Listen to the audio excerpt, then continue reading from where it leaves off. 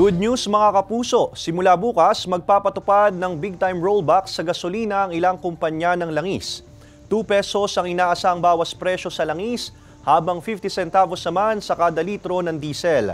Nasa 85 centavos naman ang posibleng tapyas sa kada litro ng kerosene. Tinatayang aabot na sa 56 pesos hanggang 80 pesos and 70 centavos ang kada litro ng gasolina kung isasama ang rollback bukas. Mahigit 51 pesos hanggang 66 pesos and 70 centavos naman sa kada litro ng diesel. Habang mahigit 70 pesos hanggang 82 pesos naman sa kada litro ng kerosene.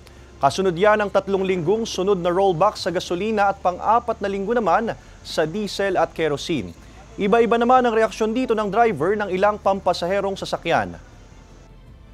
Kahit sa pataas, pababa naman kaya okay din. Wala namang papiso-piso lang. Nag-hike malaki. Hindi rin namin maramdaman yung liit ng rollback.